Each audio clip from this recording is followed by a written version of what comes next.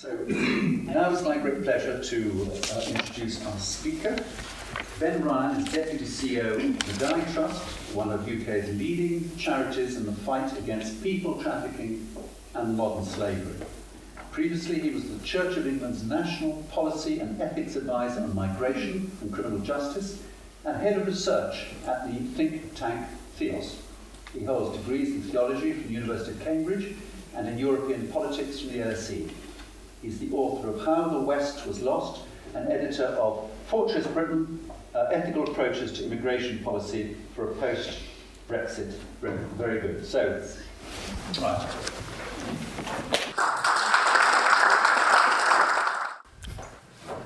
Thank you very much indeed for inviting me this evening. I should start with an apology for those of you who were hoping to have some PowerPoint slides. I don't have any. I started putting some together, and then I realised the only thing I was really putting on them was statistics. And given that the talk was meant to be about morality, and there is, as we know, nothing less moral than statistics, I thought I'd better just scrap them and just talk to you instead.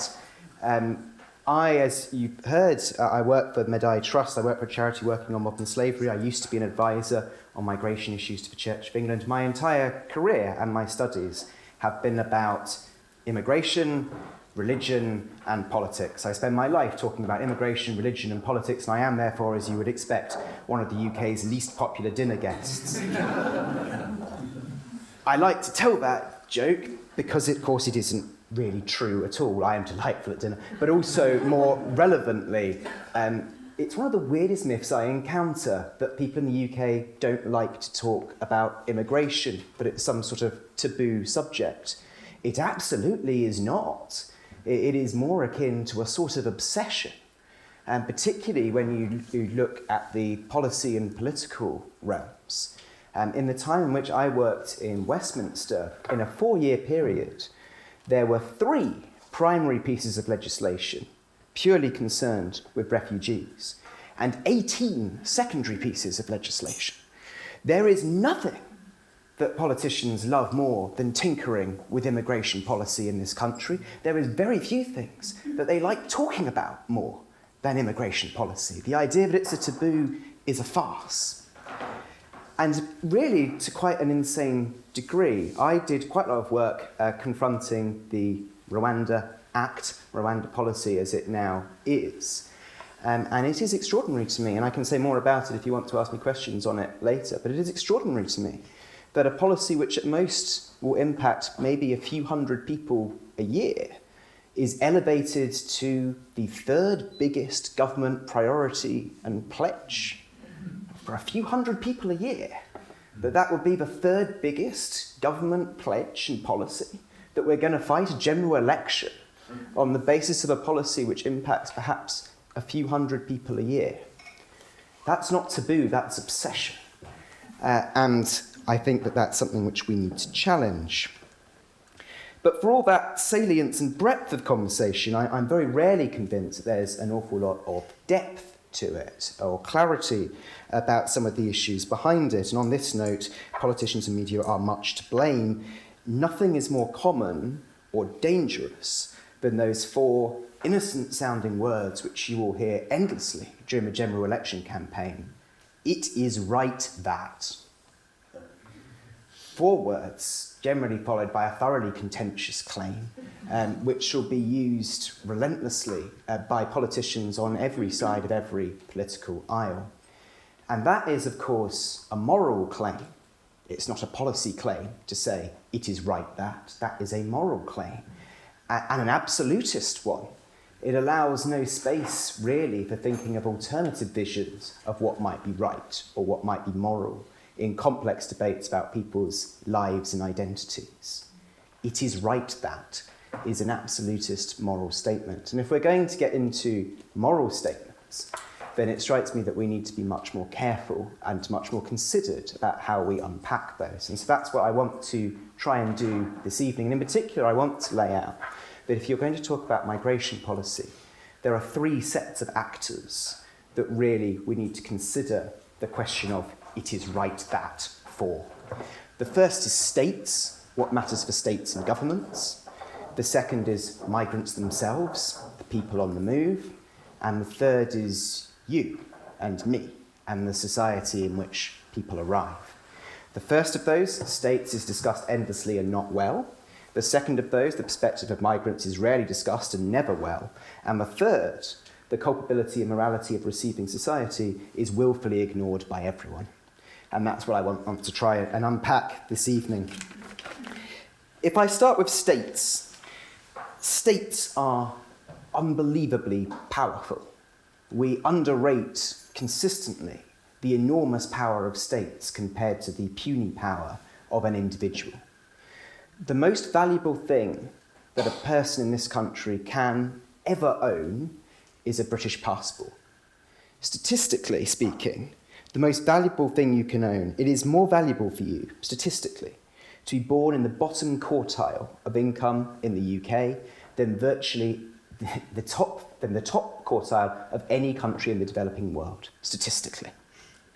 In terms of your life expectancy, the education, healthcare, life outcomes, statistically, it is better to be the poorest person in the UK than the richest in almost any of the developing world. That in terms of your life chances for the average person when born. That is an extraordinary power, and it also means that if you are unlucky enough to lose the lottery of where you happen to be born, you face potentially insurmountable barriers to your personal development. Simon's already mentioned that of humanists is just one example. If you are a humanist in Bangladesh, good luck claiming your universal or human rights in a state which does not accept or recognise that. Because when we talk about human rights and universal rights, that is to a great extent a fiction. Because the only way an individual can have their human or universal rights recognised is if a state chooses to do so. We are in a world of states in which what states depict as citizenship rules, who can come, who can stay, and on what terms, is immensely powerful. And to be stateless, therefore, is to be almost uniquely vulnerable. Hannah Arendt called it removing the right to have rights if you are stateless. If you are stateless, there is no one to whom you can appeal to have your rights recognised, which is what makes refugees uniquely vulnerable in a world system of states and rights. These are people without states to apply to. It's why it was so controversial when the UK sought to remove citizenship from Shamima Begum and other people who'd gone to fight for ISIS. Not because anyone thought they shouldn't be punished for what they'd done, but because to remove the right to have rights is such a radical and dramatic departure from a rules-based international order. That is why that is controversial. The UK as a state has enormous power over individuals who wish to move here. How does it use it? How is that policy formulated? My argument is inconsistently, but generally speaking, according to two criteria which are rarely compatible. One of those is economics, and the other is identity and integration. So on the first, on economics, stacks of migration policy are assessed according to the economic benefits that are derived from immigration into this country. To come to this country, from most of the world, you require a visa. That's normal enough. You can come as a tourist to spend money. You can come as a student to spend money and to contribute to the knowledge economy. You can come as a family member, but only if you're not going to cost the state any money. You have to be able to demonstrate that you have sufficient income or financial support, that under no circumstances will the state provide you with financial support. You can, under limited circumstances, come if you are from Ukraine or Hong Kong on humanitarian grounds and a limited number of refugees. Or, and this is the big one in terms of UK migration policy, you can come as a so-called economic migrant. You can come to work, either in a very small number of cases as a great entrepreneur or a special talent, a great footballer, there's a special visa for you. But for most people who want to come as an economic migrant, you can only come if, firstly, you have a job offer from an organisation which has paid a fee to the government to sponsor you. Secondly, if you pay a special tax, extra tax, on top of your other taxes for using the NHS. Thirdly, if you pay for a visa, and the costs of that have gone up enormously in a short space of time. And fourthly, and most critically of all, you are being paid a salary of £38,700 or more. That is the salary cap for a skilled worker coming to this country, with the exception of if you are doing a job we can't otherwise fill, a shortage occupation list, which at the moment is mostly health, social care, or in the agricultural sector. All of this is presented explicitly and in every bit of government comms. And I say government, but I would also point out that this was a policy first introduced by a Labour government in terms of economic policy. So there's no one who gets off scot-free from this. They talk about the best and the brightest. That is what UK policy is designed to bring in, the best and the brightest, where we seek high skill, by which we actually mean high wage, those not in fact being the same thing. These are the people who will come in explicitly to boost the economic performance of the UK. Their value as people coming here is contingent on purely that economic value. It's a very dehumanised model. This is human beings as grist for the economic mill. Put something in, get something out. It's not much more humanised than that. And on the negative side of that ledger would then be calculations about the cost of migration, usually seen in terms of the cost on public services, schools, healthcare, things like that. That is often associated with a right-wing position. In fact, I find it most insidiously happens on the left. One of the tropes I despise in migration policy is when supposedly progressive left-wing people talk to me about how hard-working East Europeans are compared to lazy Brits who won't do jobs. There's nothing progressive about relying on people to do horrible, underpaid, exploitative jobs that the British people would never do. That's not a progressive or left-wing position, it's just exploitation. And I hate it when people bring it up. But the overall case there is one in which migration is valued by economic value, and the debate proceeds along those lines. And then the other criteria is around integration and identity. Who gets to be part of we? British culture, identity, nationality. And we evaluate migration policy according to which that works or doesn't, or is perceived to work or doesn't, which may not be the same thing. This is something with a very long history. You only have to think of Norman Taylor's cricket test. Are we worried about who the children of Indian immigrants will support if England plays India at cricket? Is a classic question which has been raised repeatedly and continues to be raised. The UK, but there's also many other cultural markers which come into that. Increasingly for visas, the UK requires people to speak English. You can't get a visa unless you can prove you can speak the language. That is out of a cultural concern, that people aren't integrating, that they're not speaking the right language. And it's a real European trait to go further and further. In France and Germany, you have many states, many areas, which have banned headscarves or kind of stereotypically Islamic dress. There are municipalities in Germany who not only provide but insist that all students eat pork at lunch with no halal or kosher option, because that is how you prove that you are integrated into German culture.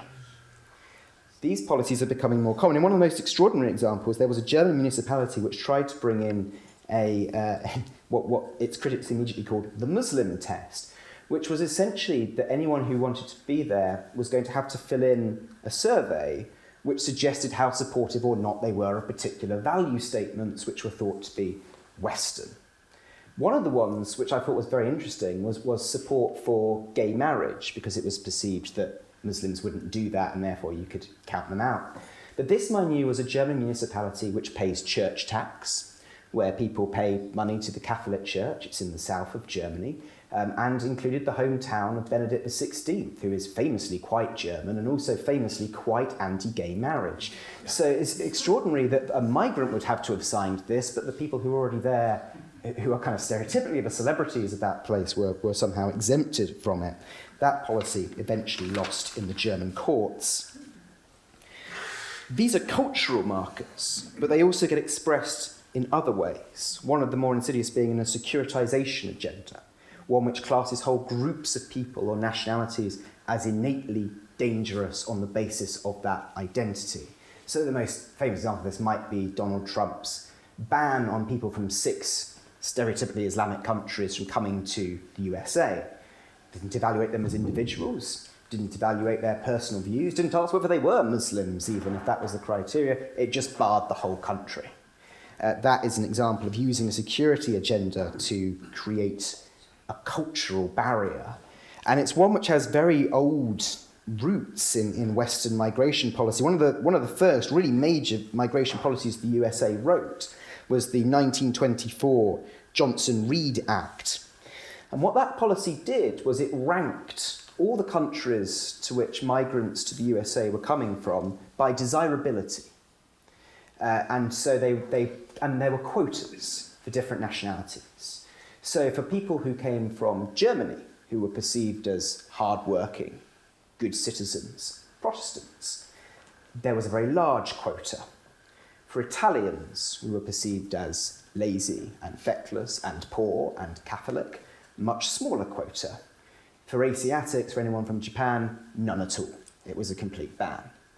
This policy was in place for many years, and it's in the history of migration policies. This is how Western states have continued to apply policies in different ways throughout, even right through to today. I think it's an interesting, if you look at the UK approach to refugees, and I worked on several schemes that the UK does to support refugees.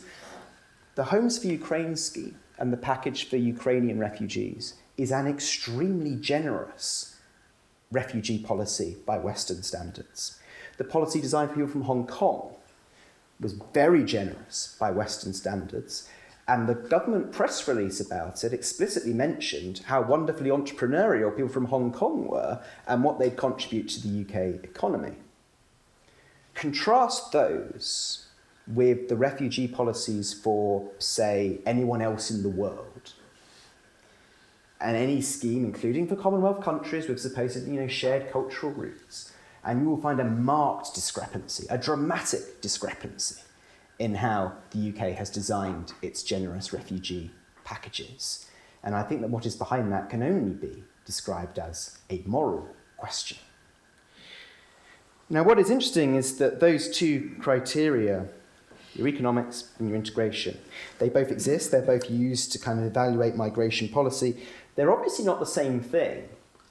And what is more rarely acknowledged is they might not even be compatible. They're radically different ways of evaluating your policies. And our governance and our policy, they jump between them. On the one hand promoting one, on the other hand promoting the other. Where that might be people who are, and this is particularly one of kind of a conservative challenge, I think. On the one hand, you want to talk about the best and the brightest, economic utilitarianism, what's best for the economy.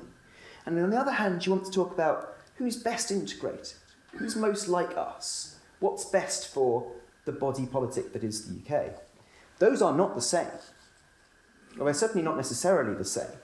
And the classic example of what you get from a confusion over this is Boris Johnson's migration policy, which on the one hand involved appointing the hardest, nastiest, scariest Home Secretaries and talking about dramatic reductions in net migration. And on the other hand, saw the single biggest growth in economic migration the UK has ever had in a 2-year period. A vast number of visas given to Indians and others precisely to fulfill an economic criteria. And somehow he's got away with this. The fact that these two policies don't make any sense at all. They, in fact, are complete clashes in what you're trying to accomplish. You can be incredibly economically beneficial to the UK and never integrate. And you can integrate magnificently and be a complete economic black hole. And those are two completely different things. I mean, if you think Roman Abramovich, who bought Chelsea and pumped millions into the UK economy, never learnt the language, doesn't speak a word of English, and also supported a war against Ukraine, but that's a kind of different integration issue. I have a friend called Jakub who's Polish. He's a great guy. He applied for UK citizenship because he loves sticky toffee pudding. he is possibly the most English Polish person I have ever met, and a journalist, so of no economic value to anyone. And the idea that a single policy can encapsulate both of those things in the same way is for the birds. And also note that those criteria are based purely on what's of value to a nation state, and nothing on the value to a migrant, the person actually doing the moving, or indeed is any consideration often given to what happens to the places they've left and the morality of emigration. In the 8 or so first years of Romania joining free movement, 50% of its doctors left. Lots of them came here to prop up the NHS. Some of them went up to be taxi drivers because you were still earning more as a taxi driver than you were as a doctor in Romania. 50% of your doctors represents an extraordinary brain drain for a country like Romania. I've recently come back from Albania. In Albania in 2000, the population was estimated to be about 2.5 million. Today, I reckon it's under 1 million. In about 23 years, I reckon that more than 50% of the Albanian population has gone. They've left Albania. They have vanished. And whilst that is a dramatic example, you can talk about similarities in the Balkans, in the Baltics, in large swathes of Poland, in Hungary, Slovakia, in much of Central and Eastern Europe. And who is it that's moving? Well, it is particularly the young, the ambitious, the educated, the people who meet the economic criteria to go to other places. Those are the people who are leaving. When you see countries like Poland and Hungary electing increasingly xenophobic nationalist populists, bear in mind two factors behind that. Number one, it is not an unrealistic claim that the culture of these places is going to vanish if everybody leaves. And number two, the only people left voting are the literal left behinds. Those are two factors behind the rise of populists in Central and Eastern Europe. But that ethical impact is often just lost in the wash. Certainly I've never heard in the visits to Romania and the other Balkan states from UK politicians any talk about reparations for the number of doctors we've had off them over the past 10 years, or of the development to keep them going there. What's the incentive for a developing country to invest high in its education if they're going to go somewhere else? And that impact is rarely discussed in migration policy. And to be clear, that doesn't mean that I'm saying, well, if you stopped migration tomorrow, that would help the developing world. It's far more complicated than that in terms of the money which goes back, the cultural links, the education. There's a multitude of factors. But to ignore entirely the impact of that brain drain is dishonest on the part of Western states. But that's according to morality, according to the desires of states. What about the people on the move? What about migrants as moral actors? And I want to start with the question, which we don't ask very often, why do people move? Most people don't like moving. The average person in the UK dies within 10 miles of where they were born. Still, even in an age of increasing, movement and all the rest of it, and 50% of the population going to university and moving to different places, still, the average British person dies within 10 miles of where they were born.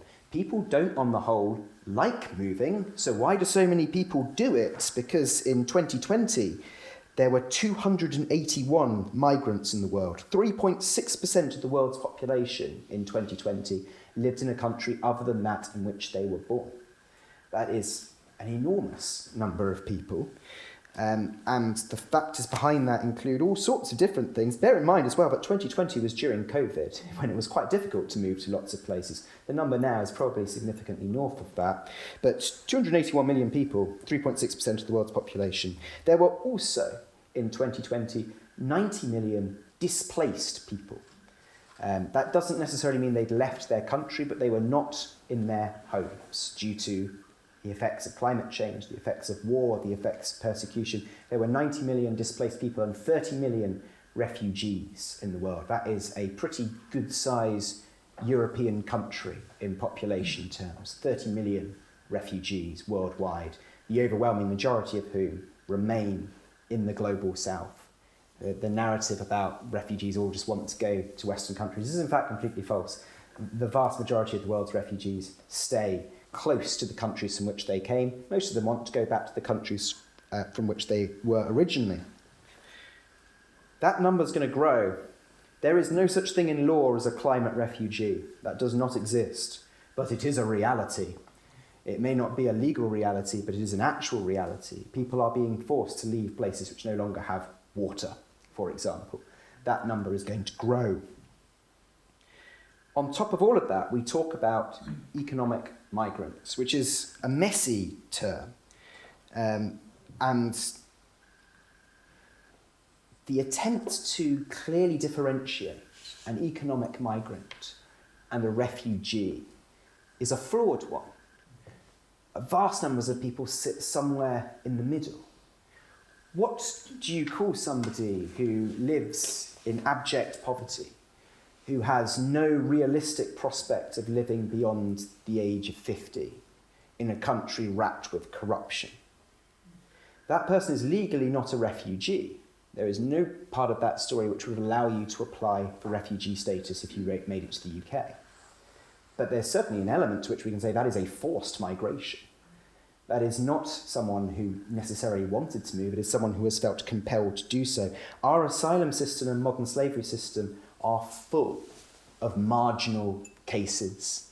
People who certainly wanted to move to better their aspirations and to have a better life and to get a good job and to send money home, but who were also driven by economic and other factors from where they lived.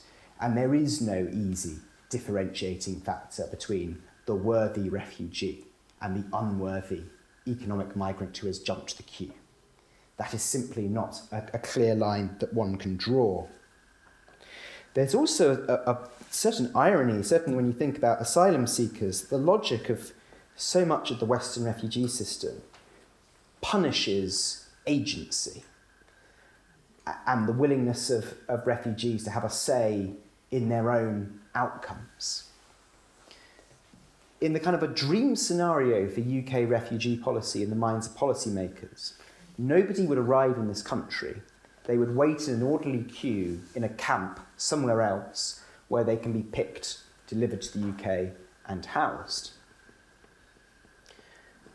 Which is a strange way to go about it, given that that actually excludes the vast number of people who were driven to leave and had the agency, the wherewithal and the desire to actually pick where they want to go and get there.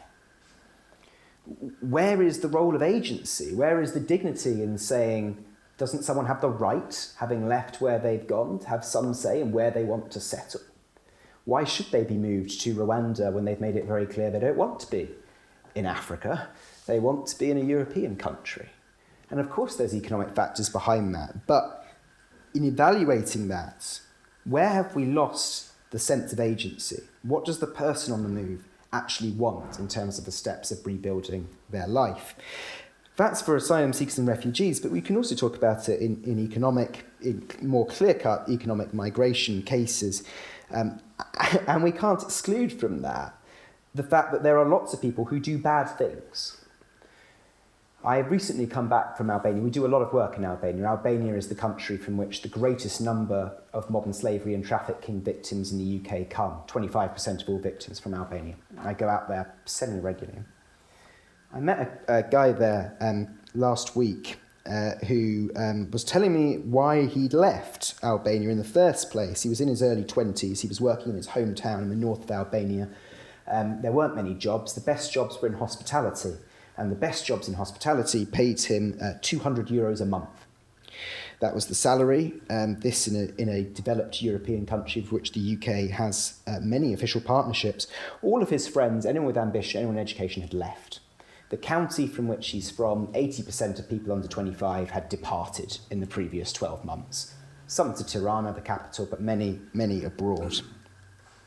He was not a skilled migrant. He wouldn't have met any of the kind of skills thresholds. He wasn't a refugee. He hadn't been persecuted. What options were available to him? Well, he knew there was a big Albanian diaspora in the UK, and he approached, as people do, the people who said they would get him here, which they were very happy to do in exchange for taking on a debt of £30,000. They shut him into a shipping container which was dropped off in Falmouth, and he then got out and he was picked up by the gang who said, "Congratulations, welcome to the UK, you owe us £30,000, time to start working off your debt." The gangs deal drugs. That's what the Albanian gangs do.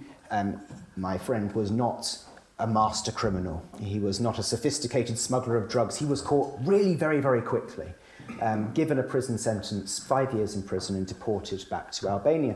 And I said to him, what did you do when you got off the plane? He said, well, I was in the same position I was before I left. I had no economic prospects. Everyone I knew had left. The girl I fancied didn't want to marry me because she wanted to move to Italy. There were no jobs. So I approached the same gang about going back. When we're evaluating our migration policies, no one is disputing that he was a criminal. He knew, to a degree, what he was getting into. He knew it wasn't on the level, his migration pattern. He knew that dealing Class A drugs was wrong. It's a crime everywhere. It's a crime in Albania as much as in the UK. No one is denying his culpability. But how can we evaluate the success of a migration policy without questioning why someone would be prepared to take on a second £30,000 debt to be shut in a shipping container after spending 5 years in prison? Clearly there is no deterrence, or not one which is going to outweigh the push factors which that person on the move is feeling. A large diaspora, huge discrepancies, inequalities between countries, a lack of development in sending countries, and people willing to take advantage. UK e-policy is never going to stop black and grey economy migration under those circumstances. There are people who are frauds. There are people who try to game the system. I get irritated when my friends in the modern slavery and refugee sector deny that. Of course there are people who try to game the system, who pretend to be refugees or victims of modern slavery who are not. That is a fact.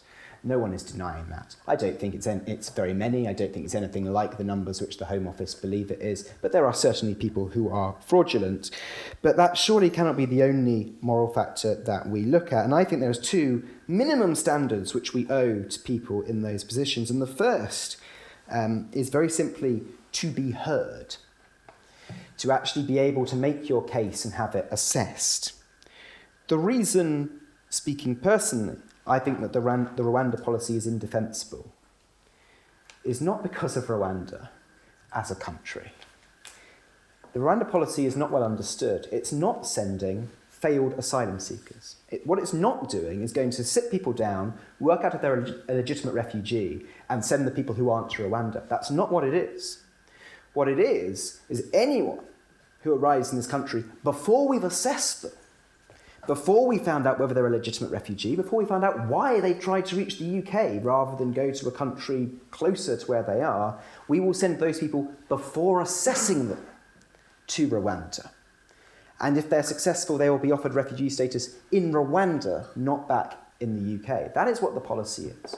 And the reason I think that is indefensible is you're not even giving people the dignity of hearing their case, of even being able to be heard about whether you're a legitimate refugee or not.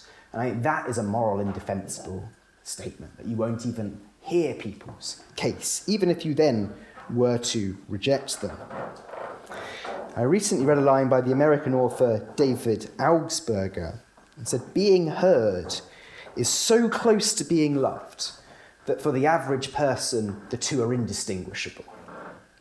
I think that's a very pertinent observation. I think we could do a lot worse in morality and migration policy than at least putting in enough care to make sure people are heard. The Home Office would prefer to deal in generalities rather than individuals and the hearing of stories. And I think that is the first thing which people are owed. And the second is that you deserve the dignity of being treated as a human being with all the things that other humans in that society are owed. The ability to support yourself, being allowed to work to support yourself, I think is a basic mark of dignity.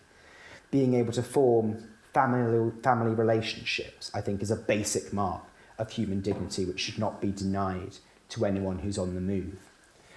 Last year, the UK gave out something like 150,000 visas to people to work in social care, to bail out the fact that the social care system is all but dead and on its knees, and would at this point take anyone to fill the gaps. We gave 150,000 visas to people to come and save our social care system. And then we said, you can't bring your children or your partners. That's not allowed. You're good enough to be a serf working to kind of fix a system that we've allowed to decline, but don't you dare try and have a normal family life on top of that, because that would mean that you're some sort of immigration cheat. And I think that is a fundamental moral issue, to not give people the dignity of being able to support themselves and to be able to have a normal family and relational life.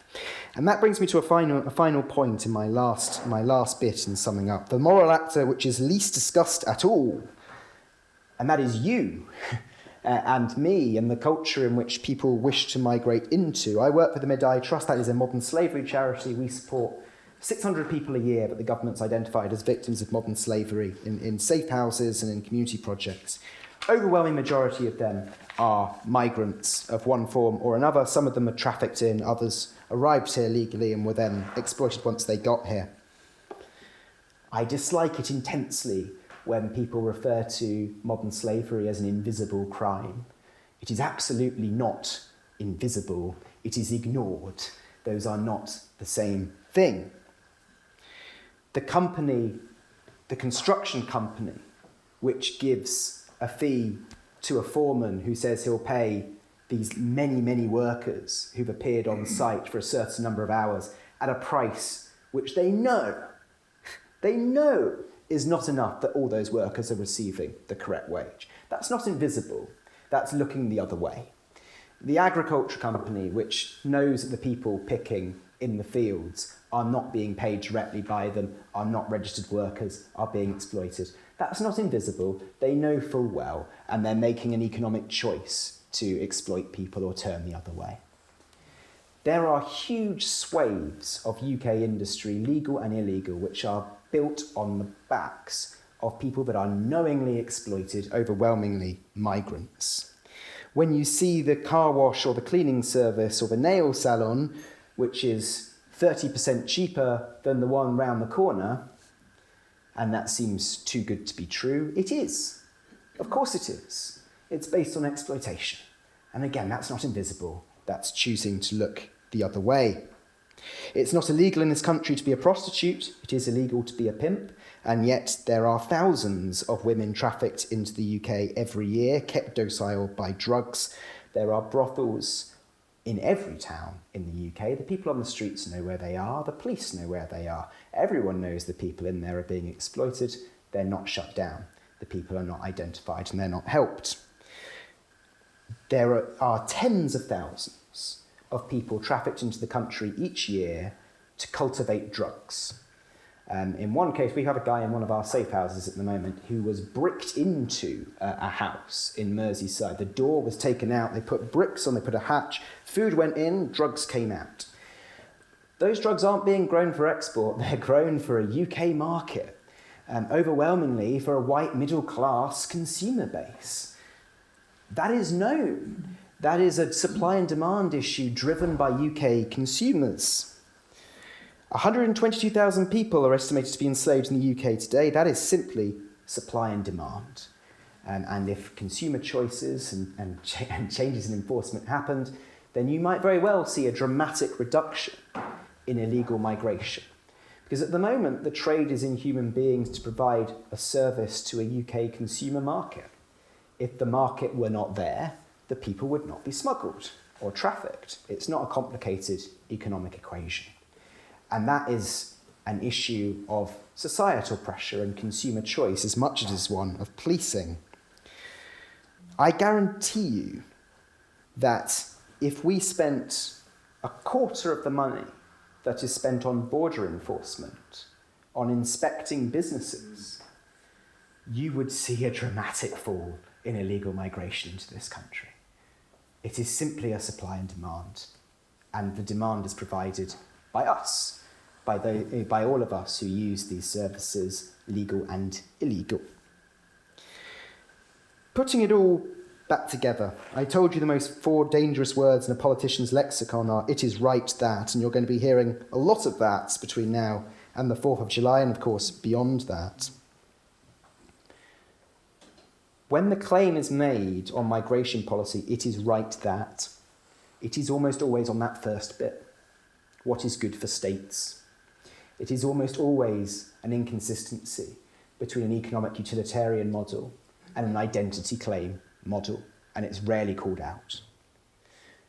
It is very rare that the voices of migrants are heard in that debate, particularly asylum seekers, but actually any migrant. They're not heard.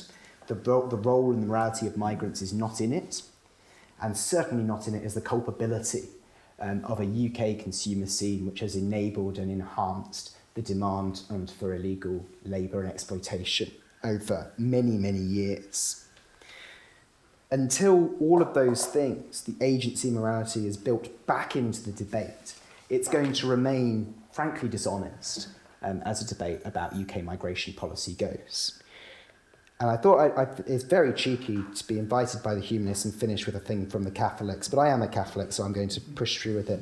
Thomas Halleck, Catholic priest who won the Templeton Prize, he was, all the way through communism, he was acting illegally as a Catholic priest, and he was asked a few years ago on his reflections on the post-communist liberal Western order. And he said, the fundamental problem with the liberal multicultural West is that it has completely misunderstood what Jesus was talking about. He did not say, tolerate your neighbour or accept your neighbour. He said, love your neighbour.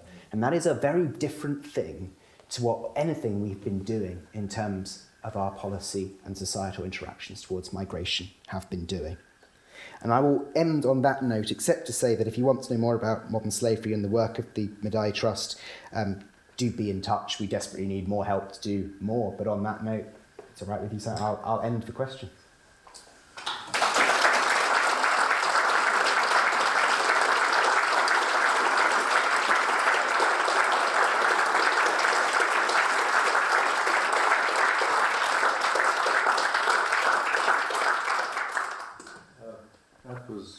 That was brilliant.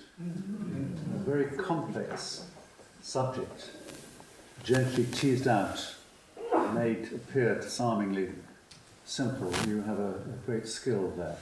So, questions? Now, you select the questions yourself. Please. We had a quick chat at the beginning, and I would just love it if you could take the opportunity to share about the Commission for Integration of Refugees, because I really want to get the word out.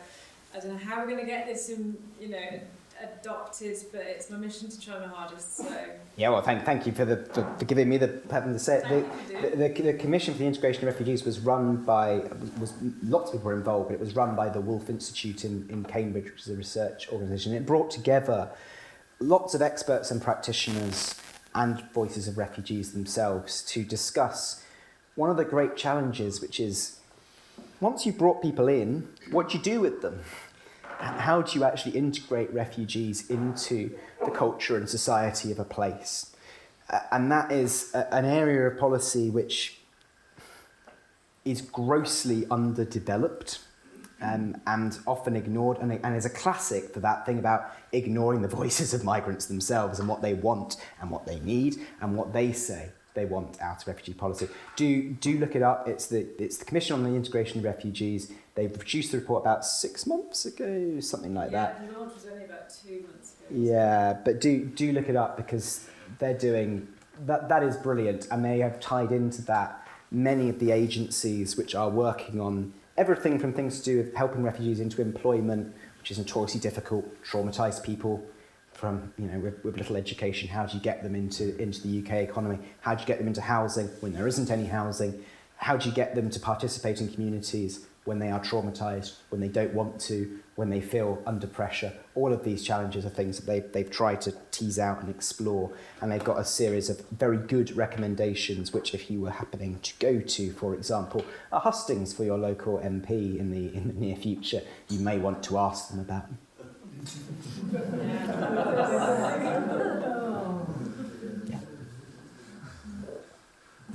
Just a question to the audience, and I will answer it myself as well. I wonder how many of us in our family are migrants or have been migrants. I have been a migrant. My family has been a migrant. My grandparents were migrants in India, in Malaya, in South Africa, in Kenya, in Australia, in New Zealand. No problem, they got there. Some of them came back, some of them are still there.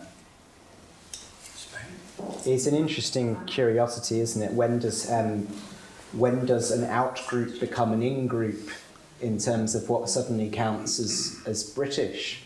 My surname is Ryan. The more astute among you will clock that that is, of course, a stereotypically Irish name. And my grandfather was one of those people who kept going back and forth between London and Dublin to get just enough money to go home. And for a great proportion of British history, Irish migration has been something to be feared and put as an example of people who cannot be trusted, people who have divided loyalties. And yet I noticed that of the England football team just announced there are no fewer than 11 Irish surnames that have made it into the team. And it's fascinating, but it's not those names which are the ones where people are queried for their divided loyalties now, in a way in which someone like Mo Ali, the England cricketer, very much was challenged over whether he could be an English cricket captain as a Muslim with a big beard. And it's interesting how those identity groups can flip and change. Yes? Me? Either of you. Yeah. Can I just say that the word integration has to be understood. It's a two-way system. The person who is coming through any country, it's not only he or she has to be integrated, the other person has to welcome as well, and fully in a daily life. Not occasionally asking, how are you, to your neighbor. I absolutely agree. I have been married to my husband, who has been in this country for 70 years, a doctor. I have been here for 50 odd years. And recently, when I moved to Shrewsbury about 10 years ago from Alsager, next door but one, my neighbor, just after the removal van had left, he rang the bell and he didn't leave the front door till we answered him the question that, where are you from? My husband always answered to that, only from Stoke-on-Trent. Which is bad enough. He didn't leave. And I was, the boxes were everywhere. Eventually I said that my granddad was born in India and so was my father, but I was born in Karachi just after they migrated. And now I've married my husband and I'm here in this country. I absolutely agree. You can't assimilate through a closed door. Yes. In order to have integration, there need to be policies which enable it, which is exactly right. I agree completely. The other thing I wanted to say, if I have time, is also the media can help. Ever since 9/11, all the baddies have got Muslim names in the television. Because we are safe from Russia and China, the Cold War is over, so all the baddies are from the Middle East. Yeah, agreed. That really hurts me very much.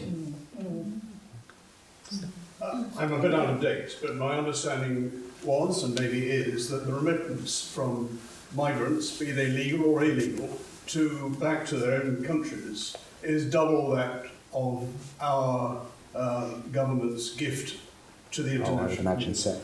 Yeah, and there's a positive somewhere in that, but I'm not going to... No, funnily enough, when I was doing some of the stats, I happened to notice them, but I can't remember what they were, but you're absolutely right to say that remittances, the money which migrants send back to the country in which they're from, is an enormous factor in the economies of many countries, for good and ill.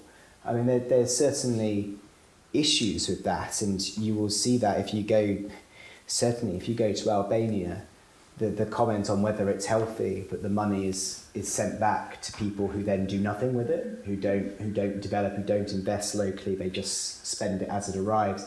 What does that do? But you're absolutely right to say it's a pivotal pillar of the world economy, is money being sent between countries by people who've moved. And if I may add, of course, it's going back to individual families Yes. rather than to a central government which may or may not use that money well. Yes. Yes. If remittances are a major factor for people coming to this country, and if a lot of those people come from countries which were once colonised, from the point of view of our politicians, might a reasonable policy not be to pay reparations to ex-colonies? You can Is make there the a argument. route for this? Is there a political route? No, absolutely not. Is there a moral case? Absolutely. But that is a separate thing. And similarly, I mean, there's the whole question of climate-forced migration and climate justice. The fact that, you know, it is not the Congolese who have produced the change in the global environment which has led to the river drying up and people being forced to leave their area. It is not their fault in global terms that climate change is driving that process. Should they not be due some sort of development or reparation, or at least an element of climate justice and recognition for that? Absolutely, but good luck getting an elected government to commit to that, I think. I can't. Sorry, yes. I'd like to highlight another body of people that are affected by immigration, quite contentiously, that in the UK, for example, migration-led population growth increases the demand for import, which in turn increases the demand for foreign buyer capacity, whether it's for energy, for food, for textiles, which then leads to corporate land grabbing so that areas can be deforested, turned into agricultural fields for industrial agriculture so that they can export food to this country. Obviously, the people and the animals and the fauna within those areas are going to be affected by migration in an indirect way, which I would suggest is probably part of the consideration on the part of the state in terms of this dichotomy between identity and economic, is whether the immigrant or the person can it be substantiated the increase in imports that's required for that person, and whether there is the investment for further corporate land grabbing leading to deforestation in order to create industrial agriculture, which is obviously adding to climate change, adding to biodiversity loss, adding to the destabilisation of our natural cycle. So I just suggest that there is a fourth hidden body of people that are affected. You're right, but it's absolutely not a zero-sum game. But it's just, you know, that people move and there's no cost where they arrive and to where they came from. That is a fact. It's incredibly difficult to calculate.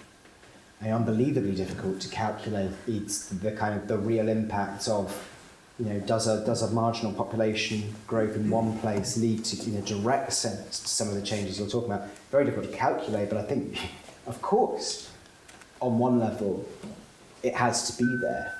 How you calculate it and what you do about it is a different set of challenges. But there is a thing there about the development costs too. You know, there is an opportunity cost which, when you have a large-scale emigration from a country, not only have you lost particularly the kind of more young, mobile, educated, usually, who've gone, but also what that does for the economies you've left behind means, I think, kind of as you're suggesting, that it doesn't encourage the high-skill, high-development industries. It leads to the exploitation of encourages natural the state resources. to sell off those assets, those natural capital assets, to foreign corporations. Yeah, it's a so that huge we problem, can for sure. turn into industrial agriculture. The extent to which it can be exclusively blamed on migration is hard to say, but you're right. Indentured labour working for these corporate industrial agricultural setups that are being set up on foreign biocapacity. Indigenous communities are being forcibly displaced from those areas in order to provide imports for this country. Yeah, I agree. Yes. Hi. What would your Albanian friend make of the Rwanda policy?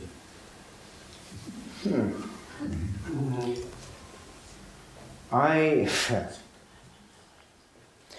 have a client at the moment in one of our safe houses who's about to accept a voluntary moving to Rwanda because his options for applying for future leave to remain in this country have expired. He's been through all the steps he's allowed, all the appeals he's allowed.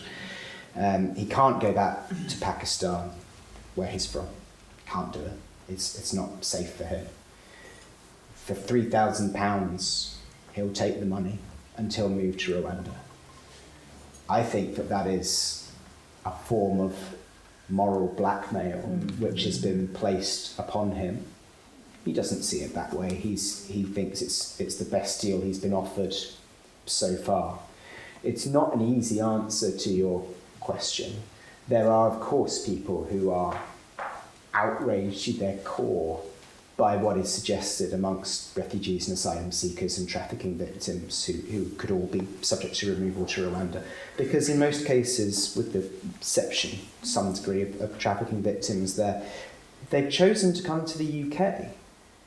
In many cases, at great personal cost and danger. They haven't done that because of our climate.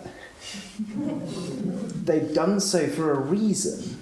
To put yourself in a shipping container or a small boat at enormous risk to yourself, why would you do that when you could, of course, have stopped in multiple places beforehand? And it's easy enough to work out the answer to that. You just ask them.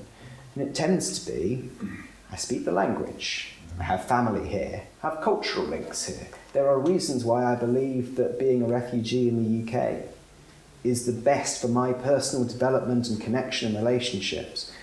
If I'd wanted to go to Rwanda, I would have gone to Rwanda in the first place. It's not about being a refugee, it's about being a refugee in the place in which you feel safest and most connected.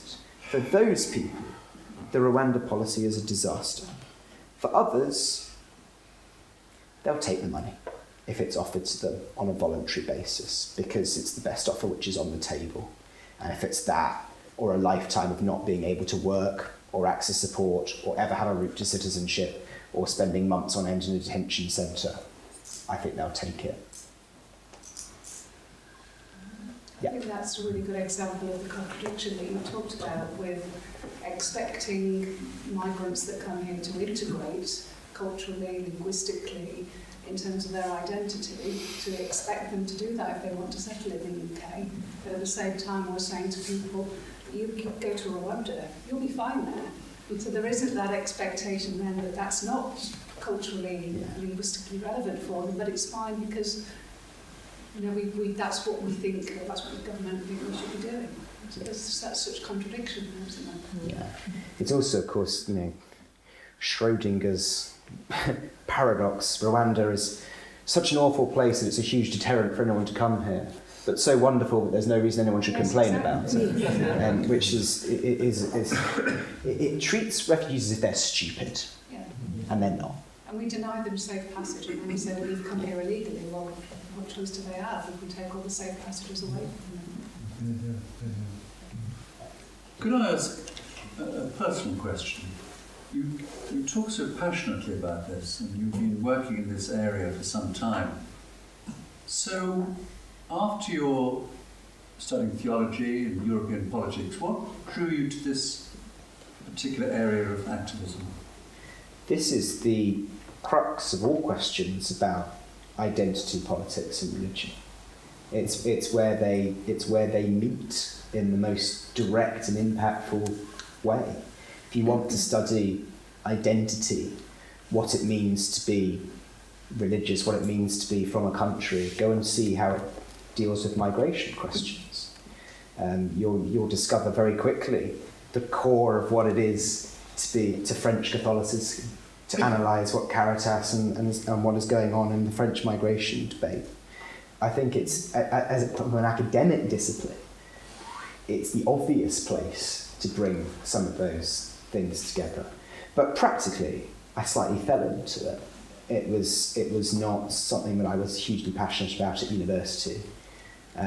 It became, through working on the intersection of religion and politics, where I saw the biggest need and interest and opportunity, and I think it still is. I think it's the most interesting and impactful bit of the picture on religion and identity and political life.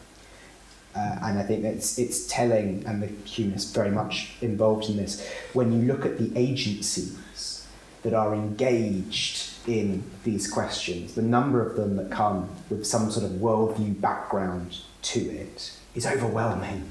Enormously beyond the size of Sikhs, for example. Sikhs and supporting refugees punch extraordinarily above their weight. The number of Sikh charities and the amount of money from the Sikh community which goes into supporting refugee projects in places like Worcestershire and Birmingham and areas like that is extraordinary. And sometimes people come back to me and go, well, isn't that because they're supporting their own community? No, not at all. There's very few Sikh asylum seekers. That's not what it is at all. It's something to do with a recognition of a spiritual need to engage with the area of greatest need around identity. And I think that is compelling, and from Jewish communities too. Again, I think per capita, if you look at, for example, the Homes for Ukraine and how many people from different groups sponsored Ukrainian refugees, you'd find the Jewish community well at the top. A huge amount of work went on from Jewish groups in supporting Ukrainian refugees, and always has done, and has always been a major part of engagement for groups like that.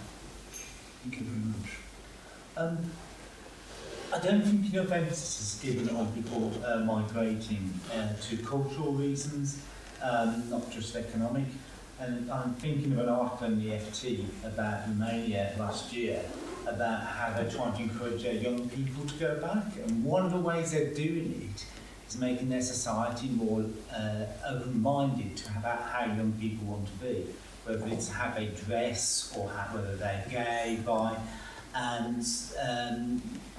and that's one of the ways that they now have a lot of their young people are going back, because their society has become more accepting and liberal. It's interesting because there's that, but there's also there's a Bulgarian political scientist, and I'll pronounce his name incorrectly, but it's Kratsev, Kratsev, and he wrote, following on from the Czech author Milan Kundera, about the pain of thinking that Bulgarian folk music is going to die out because everyone is leaving. And having worked so hard to reclaim a Bulgarian national identity of some sort, which was suppressed all the way through communism, that suddenly that generation sees their children and their grandchildren just going to the UK, and the kind of loss of that cultural memory and identity. And there have been huge steps taken in lots of countries to try and find ways of saving that, both as a way of keeping people from leaving, but also as a way of creating diaspora which is connected, which is in some ways easier than it ever was, because you can WhatsApp and call in a way in which even a few years ago it would have been very difficult to stay in touch with people back in the country from which you've come. So I think there's an interesting point there about trying to liberalise and be more appealing to some of these people, but there's also the flip to that, which is, well, no, there's something good in national identity. It's not just a bogeyman. There's something good and uniting and empowering about it, and where it's lost, that is a kind of cultural loss and mourning which is damaging to places, and finding ways of keeping it whilst also doing what you're talking about is a really difficult challenge for people to do. Ireland did it. It's an interest, yeah, and has only now in the last 4 years seen net migration. Ireland was a net emigration country until well into the 2000s and 2010s. So, yeah, maybe they've now cracked it, but it's interesting that it's taken that long, and all those years of EU membership and all the benefits that was meant to bring. Even so, Ireland was a net emigration country until very recently. Is it not also an issue that I don't share this view, but I hear it expressed quite a lot actually, that actually people are concerned about our culture because yes, of course. A lot of immigration. Of course, and it's at the heart of that identity question. Yeah. Who's the we? Yeah. And how far can you dilute the we before it's not a we anymore? There's not... That sounded an awful lot like urine, didn't it, the way I described that? But you know what I mean, that kind of collective identity and how elastic it can possibly be. There's a lot of work which has been done on whether it's proportion or whether it's churn. So that is, let's say you've got two towns and they're each 60% white British and 40% not. But in one of them, 80% of the population has moved in the last 10 years, both of the white British and non. It's a moving culture. People rent, they're moving, it's volatile. And the other is the same proportion on paper, but actually they've been here a really long time. It's the Korean community in Malden who've been there forever. Like as long as anyone can remember, there was a large Korean diaspora community in Malden, and it's alongside everyone else. The proportions might look the same, but in one of them, there seems to be a thicker identity and sense of local identity and purpose and pride than in the other. And it's not necessarily the proportion, but how much movement there is and the speed of movement, which seems to be the kind of driving, undermining factor. That's also the case of internal migration. Where I live in South London, the area just up the road from me has been... It's like one of those geological studies where you kind of look and you see the different layers of rock. I used to go to my church and it was fascinating because it was like looking at, as I looked around at the ages of people, it was literally like seeing one of those geological models. There were very old Irish people who'd never left because this is where I've moved to in northwest London. This is me now. This is County Harlesden. And then just slightly younger than them, there was then a largish movement of kind of Filipinos, and then of Nigerians and of Ghanaians, and now of South Americans, and you can see them all by age kind of stratified there, in a community which just before that, a friend of mine told me he was the first black person to move to Harlesden in the 60s. Harlesden is now something like 20% white British, but he was the first in the 1960s. There's an extraordinary change which can happen in a short space of time, and how you hold on to what that kind of community bit is looks very different when everyone is renting, everyone's moving, they're coming and going and leaving and joining, or when it's people joining a fixed community which has been there forever, and actually it's easier to integrate into the latter than the former because there's strong community bonds to build onto. Following that question, which the lady just asked, musicians have made a lovely integration with Ravi Shankar and the musicians of the West joining together, and that's happy. One never loses your own identity, I think, but you can mix and have a uniformity of that. In music, we have found it. As far as I know, legal migration is about 15 times bigger than illegal migration to this country. So I'm just wondering... I doubt it.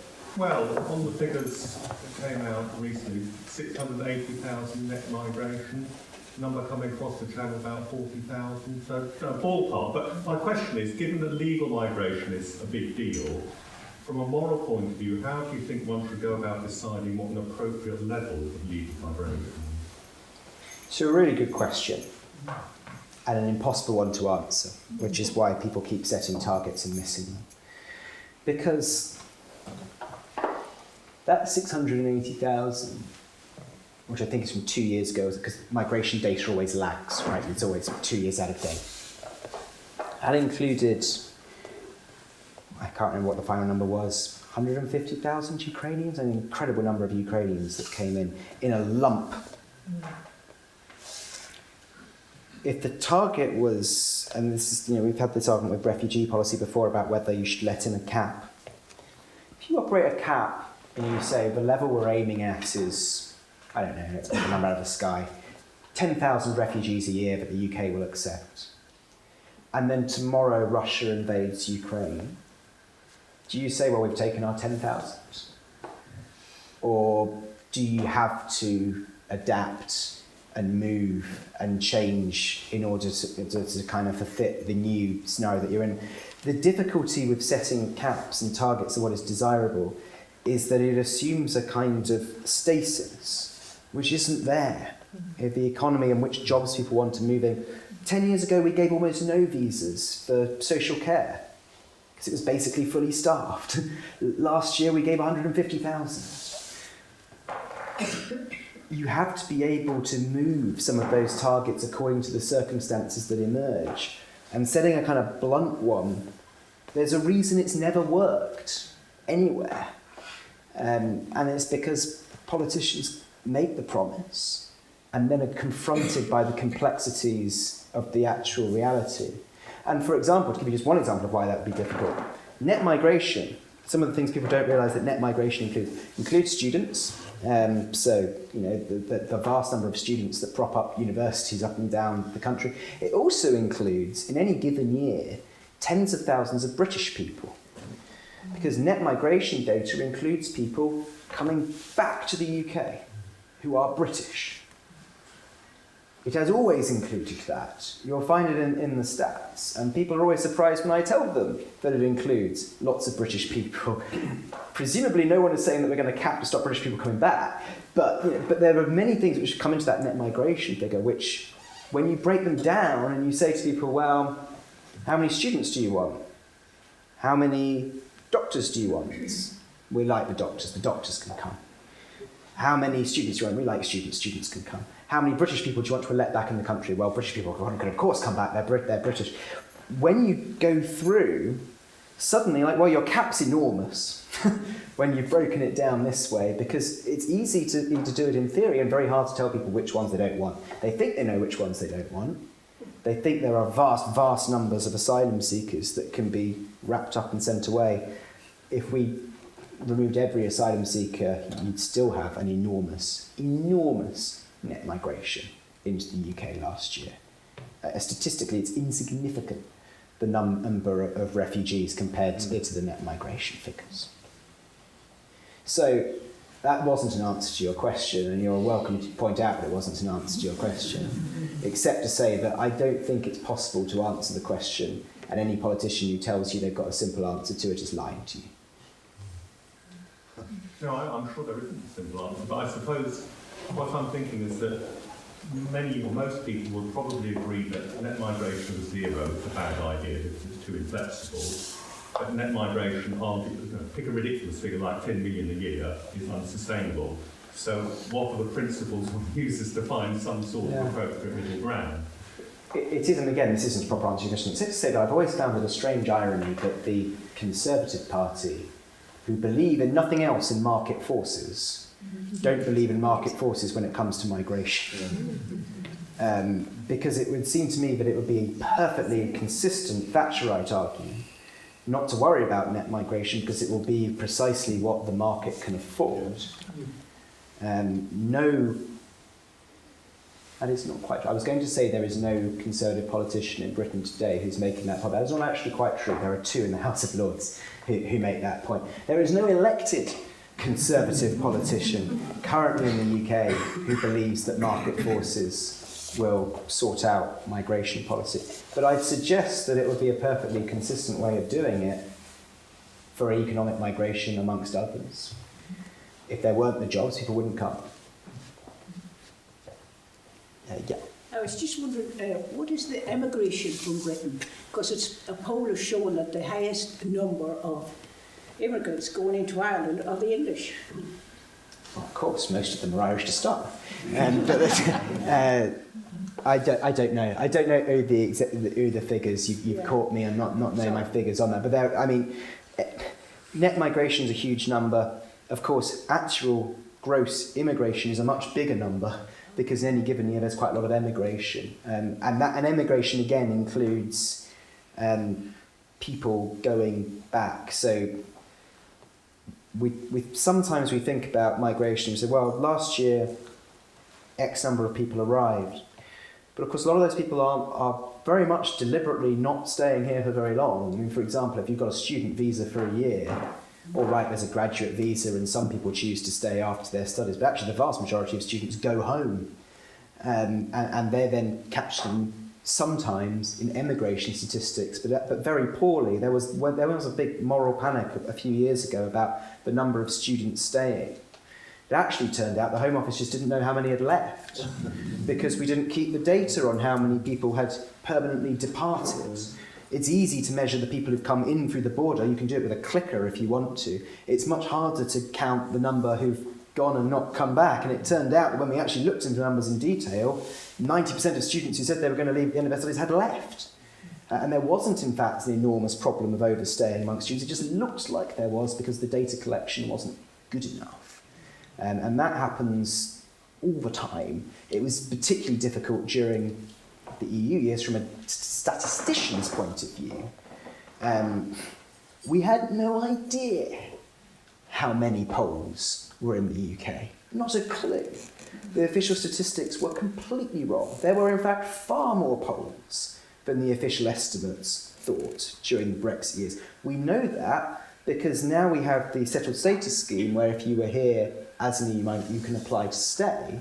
And the numbers of Poles who've applied for it are 240% of the number the UK government thought there were. So even given that lots of them went home and left, we know for a fact that the stats were wrong, but actually the immigration of Poles was far higher than statistics. But it would be, because there wasn't a border, there wasn't a fixed border, there wasn't a recording system. You only knew about it if they wrote on a census that they happened to be there. So data is the enemy of clarity in some of these debates, or at least the data that we're able to collect is the enemy of clarity in some of these. Right. Just a few more questions. We do have to clear up the room at a certain stage. I'm sorry. I was going for the one right at that point. Sorry. I was just going to, there is a question at the end of this, I promise, but I was just going to say from my point of view, so at Citizens Advice where I work, we've had a lot of people on the skilled worker visa, which is a particularly cruel visa. And so, as an example, here in Shropshire, a care home employed lots of people, all from Nigeria, on a skilled worker visa. That company lost its sponsorship licence because of modern slavery. Those workers then have 60 days to find new work, or they're an illegal immigrant if they don't leave the country. They have to pay another visa application fee, and it's very hard to find any sponsoring employees, especially in Shropshire.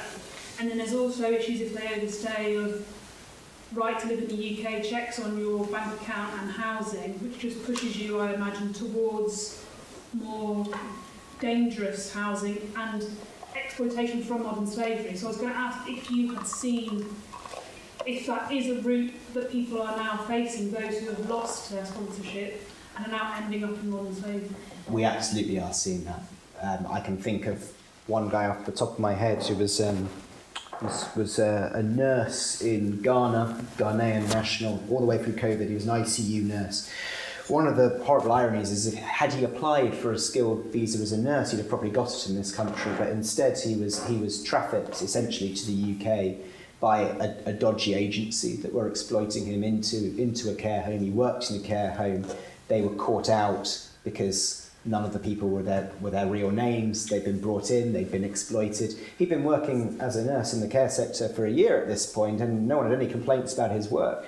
But yeah, exactly as you say, he's now in a safe house as a victim of modern slavery. There's nowhere else for him to go, and there are there was a big report, and it was done by, I think, Unseen, which is another modern slavery charity that run a helpline. So if you see anyone, you can call the Unseen helpline.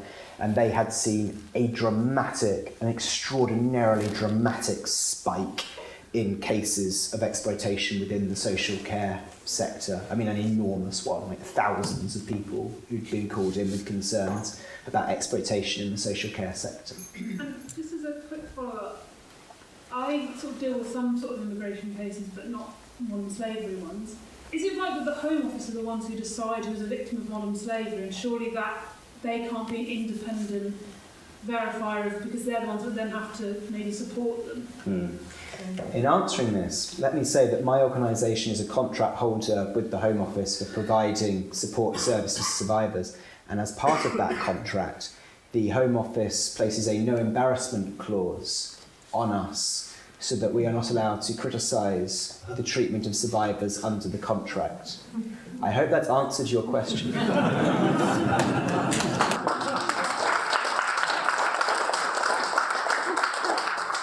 Could I ask you, you talked about the statistics and so much of it being wrong. I mean, where do you go for your facts? At the Office of National Statistics, not Migraine Watch, I hope. What about the Migraine Observatory? Where do you get your... Migration Observatory are very good. They use the same data as the government ones. The government's not bad at producing data. The ONS, the Office of National Statistics, produces reams of data. Modern slavery data is published every year under the NRM, National Referral Mechanism Statistics. The official data there's nothing wrong with the official data. It's not hiding anything. It's in the extent to which good material goes in, good material comes out. The extent to which it's collected correctly, it is produced very well. But the statistics in that sense are not a problem. But lots of things are not captured in those. On modern slavery, for example, it's notoriously difficult because how do you find out? People aren't coming forward, they don't admit it. There is an organisation called the the Modern Slavery Index, which tries to do a research project for every country, which tries to measure that. But yeah, the Oxford Migration Observatory also very, very good, kind of academically robust data. And the Migraine Watch? Less so. Have you seen Migraine Watch? It's horrendous. Okay. So, perhaps a couple more questions. Over there. I understood that a previous Home Secretary said, or gave the opinion that the Illegal Migration Act was 50% chance of breaking international law. Which international law is it likely to have broken? Well, that's an interesting question, which will be tested in the courts the minute they actually enact it. So, to be clear, been enacted? No, it hasn't.